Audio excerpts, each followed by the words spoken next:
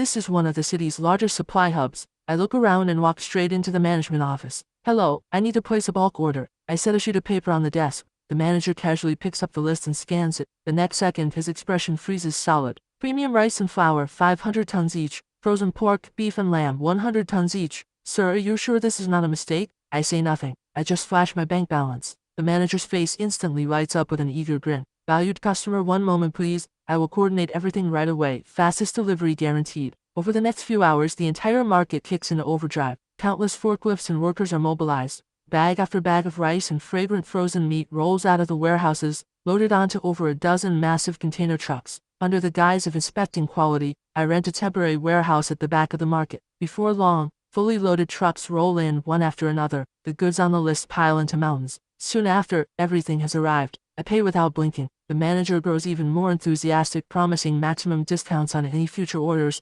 Before long, I send everyone away. Then I stand before the mountain of rice bags and give a single wave. The next second, the entire supply mountain vanishes and reappears intact inside the dimensional vault, silent and efficient. On top of all this, I also buy tons of cooking oil, salt and sugar, walls of canned goods, compressed biscuits and instant noodles, plus mountains of medicine and medical supplies. Beyond that, I order over 100 barrels of gasoline and diesel. With roughly a tenth of the vault still free, I immediately drive to the industrial harbor market and load up on every kind of industrial material, even a few CNC machines and 3D printing units. Only when the dimensional vault is stuffed to the brim do I drive back to the shop. The familiar weightlessness hits. The world warps and folds before my eyes. The next second, I am in the wasteland. I take a moment to adjust to the sensory shock of the shift. A moment later, I grab the radio. Nightingale, what is the status at the tech park? All clear. Per your orders, we restored the park's surveillance and alarm systems. 3 defensive perimeters are set up around the dormitory district. Nothing gets past us. Over the past few days, more than 300 scavengers tried to sneak in.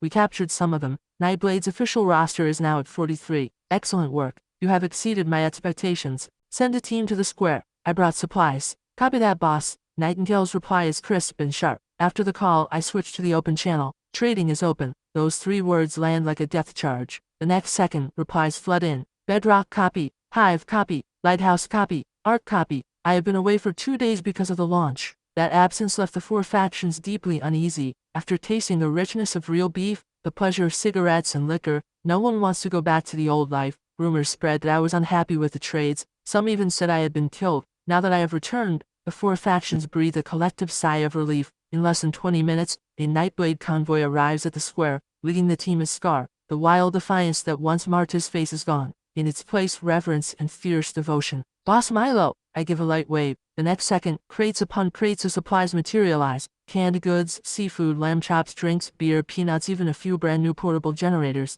This is your reward and resupply. Tell Nightingale to go all out. Supplies are unlimited. Scar sees the haul and his eyes instantly go red with emotion. Thank you, boss. I will pass on every word. After the Nightblade convoy leaves, the 4 factions trading teams arrive one after another. This time they bring even more gold and crystal cores. The entire process runs without a hitch. The 4 factions behave like well-disciplined schoolchildren. Soon everyone is gone and the square falls silent. I count the haul. Over 500 kilograms of gold and 63 crystal cores. Without a shred of hesitation, I absorb every single core. In an instant, a massive wave of energy detonates inside me. Telekinesis breaks through to 500 kilograms. The dimensional vault expands to 6,000 cubic meters. And a brand new ability unlocks, Blink. Now I can burn psychic energy to teleport freely within a 20-meter radius. Before my mental reserves run dry, I can blink at least 30 times. I start testing immediately. I focus telekinesis on a coin and launch it. In a fraction of a second, the coin breaks the sound barrier. Feeling the surging power inside me, I burst out laughing.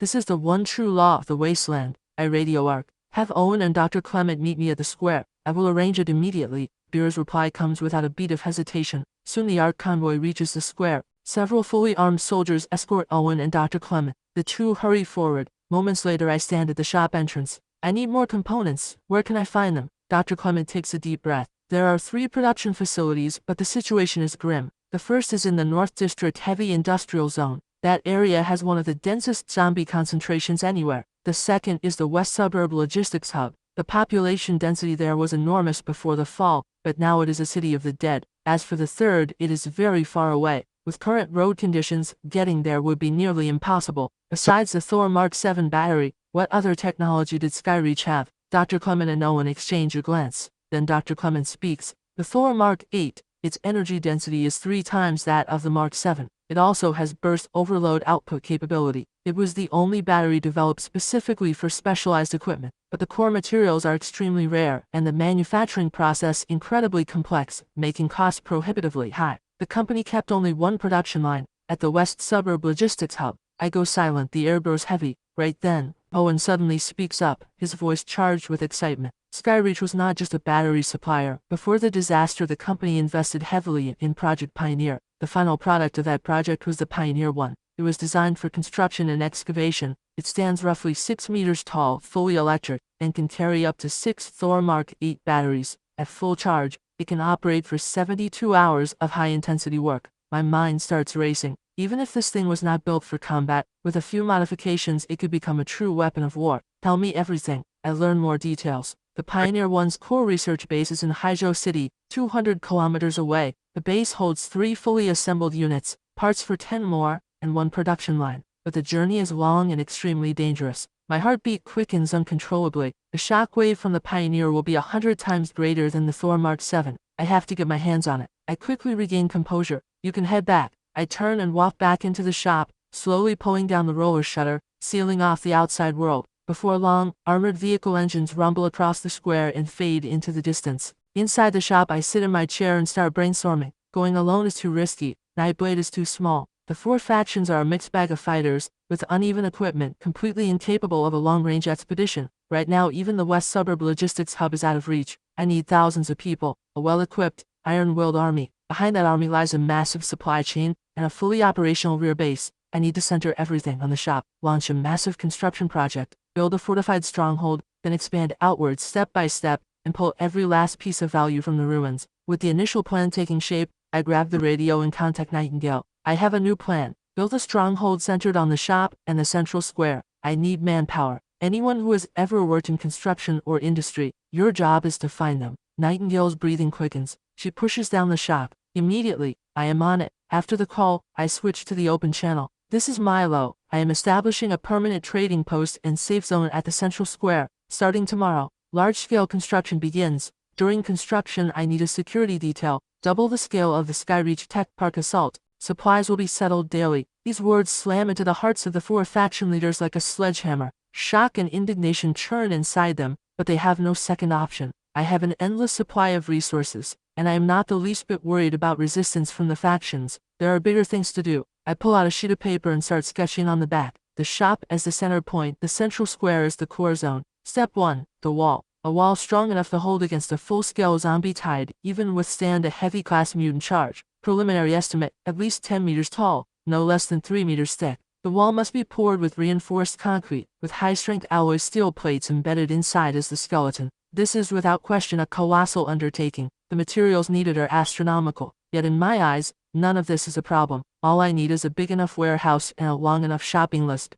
Dawn is just breaking. Outside the roller shutter, scavengers wait with burning anticipation. I step out of the shop and get straight to the point. I am hiring workers, 3 meals a day, all the meat you can eat. The crowd erupts. I offer no explanation. I just raise my hand and wave. The next second, several crates of canned luncheon meat appear out of thin air. I speak calmly. Spread the word. The square is recruiting workers to build a stronghold. Anyone interested, come register now. These cans are your payment for spreading the news. 1 per person. In 8 hours, construction officially begins. A man in the crowd steps forward, grabs a can, and turns toward the depths of the ruins. I am going to tell everyone. Seeing this, the rest snap to action. They scatter like wildfire to every corner of the city, spreading the word at top speed. Once the square empties, I radio Nightingale. Assemble your entire team. 8 hours from now, everyone at the square. Prepare to receive the first wave of construction workers and materials. I switch to the open channel. 8 hours from now, construction at the central square begins on schedule. I need all defensive units in position before we break ground. 8 hours from now, I pay the first day's wages. I cut the radio without waiting for replies. I pull down the shutter and trigger the shift. After the familiar weightlessness, I am back in the real world. Mountains of supplies need buying, so I immediately think of Mr. Tang. I pull out my phone and call Sylvia. I have an 800-kilogram shipment ready to move. I need to reach Mr. Tang immediately. Sylvia's voice trembles with shock. Soon Mr. Tang takes the phone. Mr. Milo, same price as last time. Works for me, but besides cash I need a few other things. Cement and rebar, as much as you can get. Excavators, bulldozers, and other heavy construction equipment. Working condition is fine. Mr. Tang falls silent for a long time. Finally he speaks. What you are asking for is no small order.